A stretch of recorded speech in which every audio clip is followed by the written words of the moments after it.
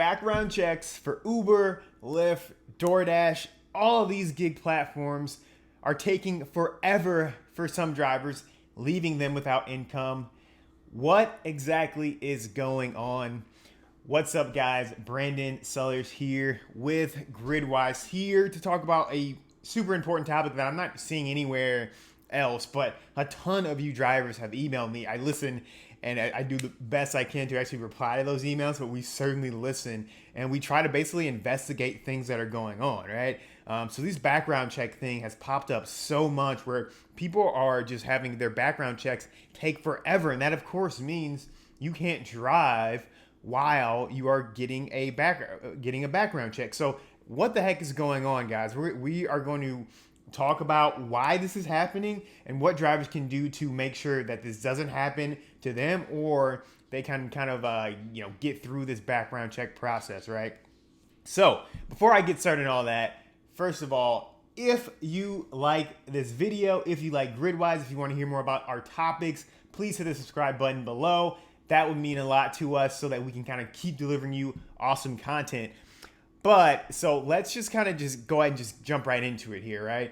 Background checks are taking forever, and it's not just new drivers, right? We kind of think sometimes, all right, I'm a new driver, I'm gonna get a background check, boom, I'm done. That's not the case. There are a lot of events that will trigger you getting a background check. If you move states a lot of times and you have to kind of change over your the state that you are registered in, that can trigger a background check. There are just overall just continuous background checks going on as an Uber driver, as a Lyft driver. I'm not sure if that happens as a DoorDash or Postmates Grubhub driver, but there are all sorts of reasons that you could get a background check. So you have to kind of know what's going on here, because it could happen to you at any time, right? You could kind of have this background check issue.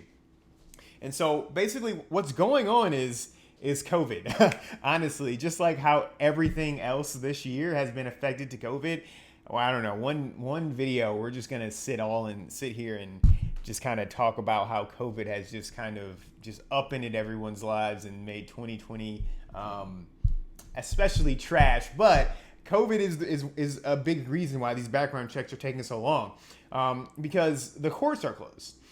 So in order to get records for the background checks, a lot of times you need the courts to be open. Now, of course, most of this stuff is online. Most of this stuff can be automatically reported on, automatically generated. But in some cases where you have some special circumstances, this is why it's not like a problem that everyone has. It's just like if there's, one or two things that there needs to be additional questions answered, they'll actually need to go straight to the courts to basically ask for these records.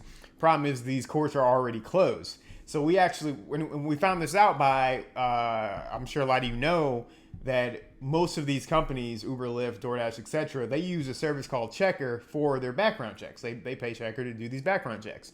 Now, Checker has actually let everyone know. They've published a blog post saying, hey guys, this stuff a lot of these courts are closed. So if you have some applicants that need to be checked, that we have to go to the courts to actually get some documents on, that's going to be delayed for a while, because again, they are closed or very, very, very, very short staffed, right? So that's definitely a big piece of why these background checks for some folks are taking so taking so long. There's also some software glitch issues. We actually heard from a driver that explained he knew for a fact that Checker had already approved him, because he got word from Checker. He got word from Checker that he'd been approved, but his app was actually still showing that he hadn't gotten approved. This was an issue with the app. And we didn't hear this just once. We heard this a couple of times. And so this was an issue when they contacted Uber. Of course, they say, yeah, it's something we're working on, yada, yada, yada. Well, that doesn't help me right now where I can't actually make any income, right? So, what some drivers have been able to do in these cases is they have actually just continued to be relentless in terms of hitting the support lines, which is so hard now. It is so hard to do that, but if you can do that, that's one of the ways you can kind of get things moved forward. Uber is not going to do anything if you don't push. Lyft, all these companies aren't going to do anything if you do not push. So that's what happened there. So that can be an issue for sure. Now, in terms of exactly what you can do if this is the case, I mean, the main thing to do is figure out, hey, what's going on? Why is this taking so long? Is this an issue on like the checker side of things, or the background check hasn't come back yet, or is this an issue with the app, similar with the problem that this guy had, right? So, figure that out first. Like think, hey, do I have any red flags in my background? We'll list a link somewhere that will talk about, hey, what are the actual requirements to be an Uber or Lyft driver, or DoorDash, Postmates, etc. to pass that background check. We'll post a link about that. If you don't hit one of those, you have to know and just realize, all right, yeah, I might get dinged for this. But in a lot of states, you can't. There's a limit in terms of how far your background check can go. So if you know that you have, if you know, I don't know the state limits off the top of my head, but you know, some states have a limit of, let's say, 10 years. If you know that you might have had an incident 15 years ago and you get dinged for that incident, that is illegal. They can't do that. So you need to make sure that you understand, one, what was the time limit for, when did that incident happen? And then two, what's like your state's like limit on that background check to make sure that you're not getting kind of screwed over there, because that does happen, and that is very, very, very much illegal. There have been lawsuits about this, so check on that. Check on that certainly. And then of course, like if you've gotten a ding in that time limit, then you might have just gotten a ding there. But otherwise, check on the contact checker. See if you can understand from their standpoint where your actual, if you've gotten any emails or anything like that.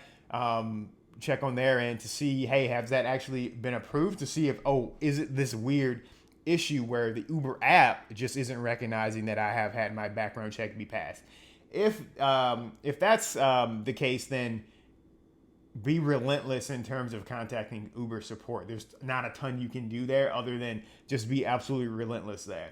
If it is an issue on the checker side, if they're just being, or whoever the background check provider is, if they're just taking forever because of the COVID issue, and this seems to be the majority of things because of the COVID issue, then there's not a ton you can do, because the courts they just haven't been able to get the records from the courts, and there's not a ton you can do, to be quite honest with you.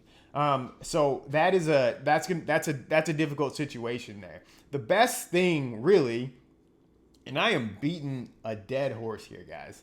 The best thing that you can really do here is simply make sure you're signed up for as many platforms as possible, because guys, there are so many ways that a platform can kick you off. You can get deactivated because a passenger said something. Now we can see you can have a weird background check issue with your continuous background checks, or you move or something like that. That can get you deactivated. You can be kicked off because your cancellation rate or something like that isn't where they want you to be. You see in California, hey, maybe the overall regulatory environment has changed so drastically that it's not allowing you to be a driver anymore. Guys, there's so many ways. And then also, obviously with COVID, rideshare just stopped being valuable. Even if you wanted to get out there and drive, which is not the most safe thing in the world, even if you want to get out there and drive, there weren't passengers. So guys, it is just, you have to be on multiple platforms. And I know most of you are. I know for a fact 60% of drivers are on multiple platforms. I need you to be not only on those multiple platforms, but know how to use them. Like, I want every driver to know, if you know how to make $25 an hour on Uber and Lyft, you need to know how to make $25 an hour or damn close to it on every other platform, on Postmates, on DoorDash, on Instacart, on delivery. Has to happen, because there are too many ways for these companies to essentially kind of screw you a little bit in terms of deactivating you in some sort of way. So you got to protect yourself there, guys. That's the number one piece of advice there. Otherwise, If it is an app issue, you gotta hit support. There isn't a ton that you can do from a legal standpoint, unless, of course, like we were saying, unless, of course, they've dinged you for something outside of that time frame where they're allowed to actually check your background, to have a background check. We wrote a blog post about this. I can't remember off the top of my head, but we wrote a blog post about this. We'll have a link to that blog post that actually has a list of each state and what those what those time limits are. But yeah, if you got dinged for something outside of that limit, you have some legal rights. Otherwise, there's not a ton of kind of legal recourse that you really have. So hit support and be multi-platform, guys. That's it for us. Like I said, if you have some things that are like burning questions, email me, brandon@gridwise.io. I'm not only going to answer you, but if we can, we're going to figure out an answer. We're going to figure out an answer for you. Probably make a video because a lot of people probably have the issue. One of the things we're looking at right now is we're seeing Uber and Lyft being really, really, really slow, and sometimes, in a lot of cases, just not paying drivers back from a toll perspective.